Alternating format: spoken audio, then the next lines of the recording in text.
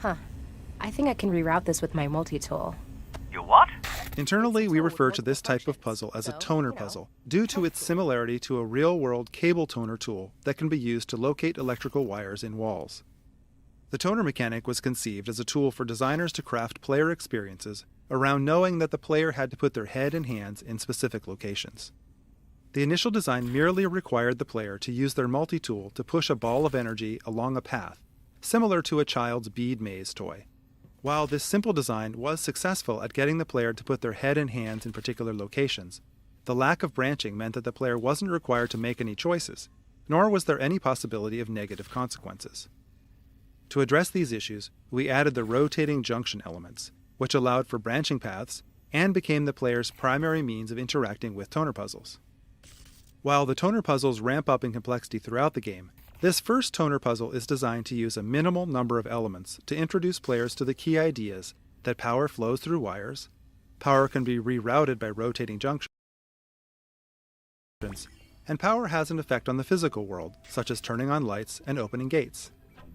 The sparking electrical outlet that branches down toward the floor is not strictly necessary for this simple puzzle, but it was added here to expose players to its behavior, since it was causing confusion in later puzzles when players were seeing it for the first time in more complex configurations.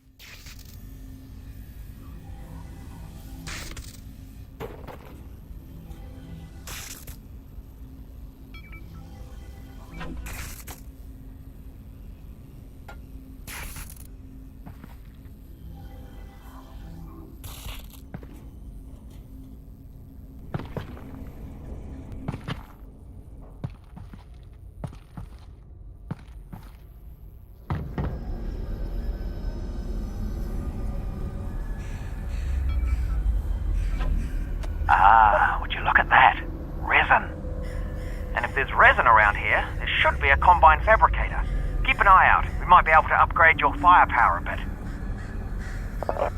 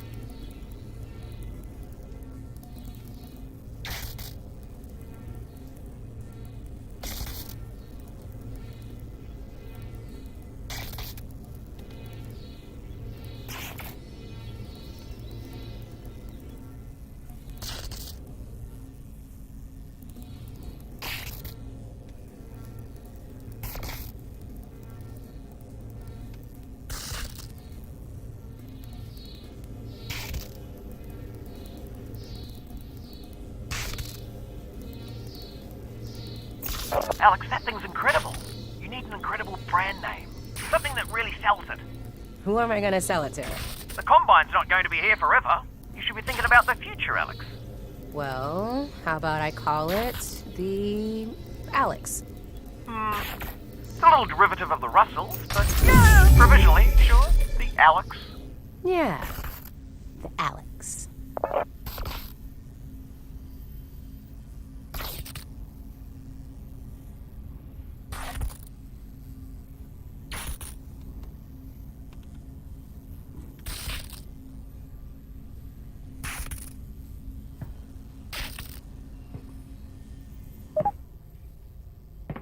Oh, a health station.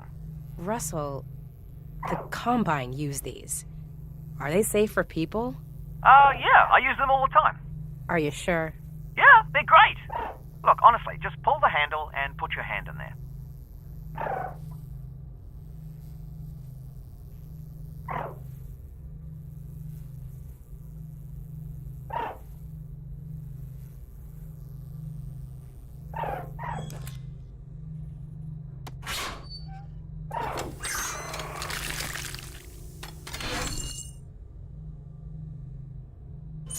Ow! Ow, ow, ow.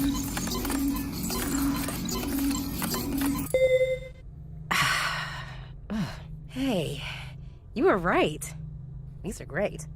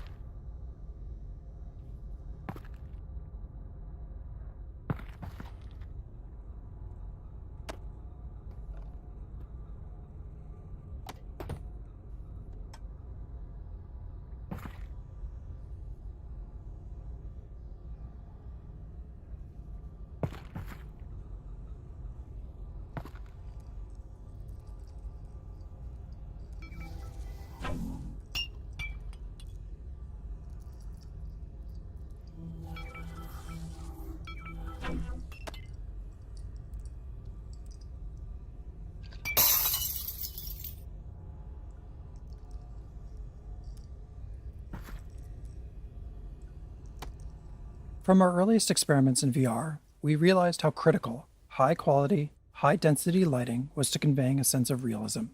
In game development, any technology choice involves trade-offs between quality, runtime performance, and development time. For Half-Life Alyx, we chose a high-quality, high-performance light mapping solution which required a significant amount of offline preprocessing. We performed the light map preprocessing using a render farm, which could take several hours for a single map at the highest quality, and we put a lot of effort into mitigating the cost of that high iteration time for designers on the team. Specifically, we implemented a real-time approximation to the final lighting result, which allowed designers to light scenes in real time with confidence that the high-performance light maps would match their intent. Most lights in Half-Life Alyx are baked into a single term that describes distance falloff and shadowing, allowing us to change the brightness and color of lights in real time at no cost. This encoding also allows us to apply shadows from dynamic props and characters without having to render any static geometry into shadow maps.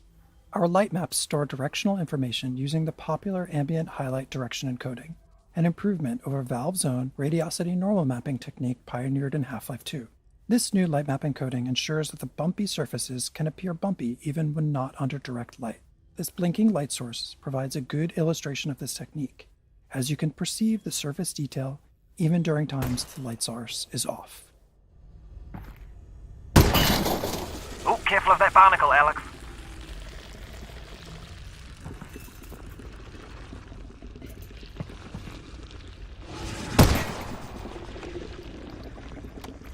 Barnacles, while an iconic Half-Life creature, presented some interesting VR-specific challenges. While their tongue is intended to trap hasty or unobservant players, those caught by them often didn't realize what was happening. They would become disoriented or even motion sick as the barnacle lifted them up to be eaten.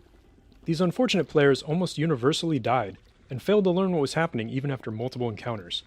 To address this issue, we created the tongue as a particle system. This allowed us to both physically simulate it as well as reliably position it for maximum visibility. If a player does get grabbed by a barnacle, the tongue always wraps right in front of their face, no matter which direction they try to look. This makes the tongue almost impossible to miss and visually guides the player's eyes up to the location of the barnacle, so they know where to shoot to free themselves. These fixation visuals that kick in as the player is being lifted not only serve to communicate the damage the player is taking, but they also help to reduce motion sickness by narrowing the player's field of view. These changes, combined with sound effects and other visuals like seeing stars and blacking out, eliminate confusion for players and enabled us to bring this classic enemy into the world of Half-Life Alyx.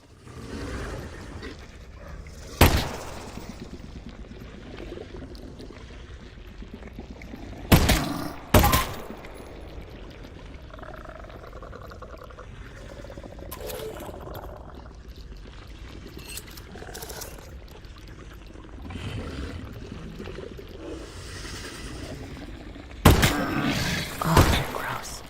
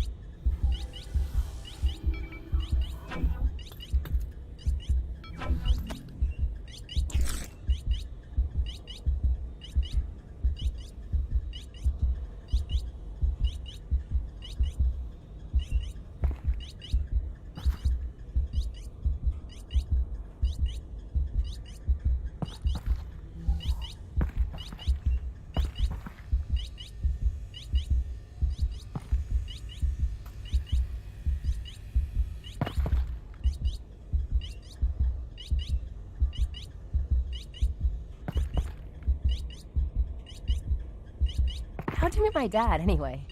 You guys work together at Black Mesa, right? Yeah. Well, no. Tricky place to get a job at, actually. I interviewed at Black Mesa. They said try again in a year. I don't need to tell you what happened after that. Lucky break for me, really. Not a lot of survivors. Honestly, it's a miracle you and your dad got out of there.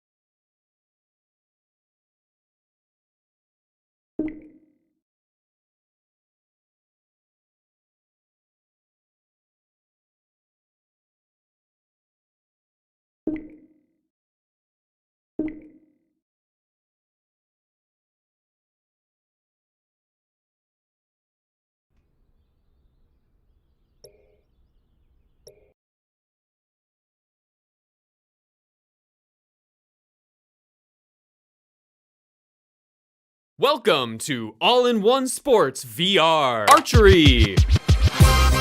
Badminton. Random match.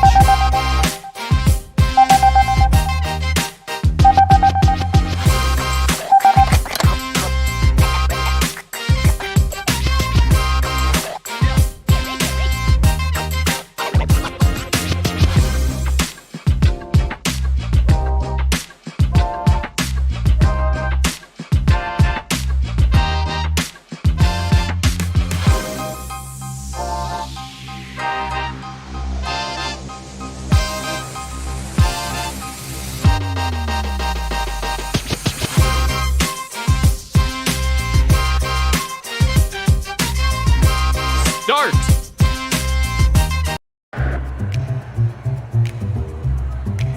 Your service.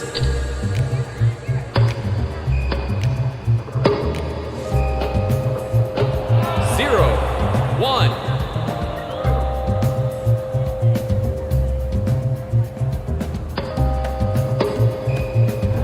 One. Your service.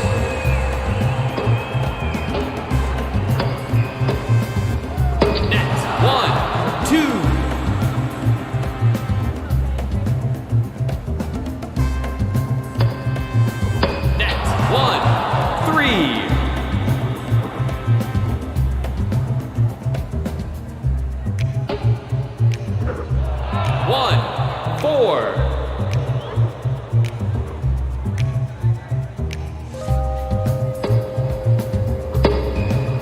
Two, four. Your service.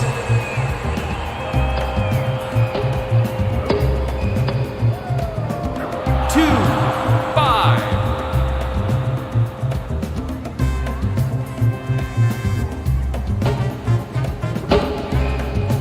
Three, five. Your service.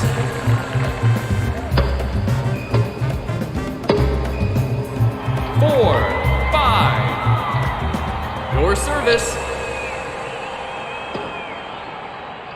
Four, six. You lose. Your service. Zero, one.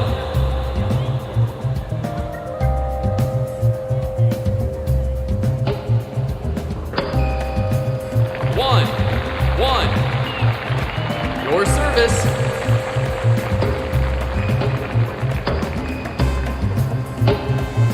Out. One, two.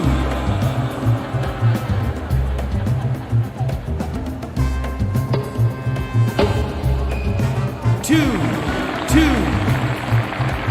Your service.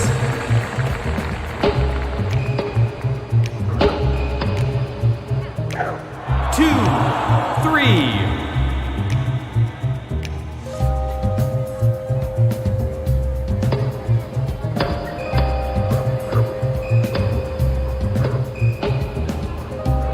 Two, four.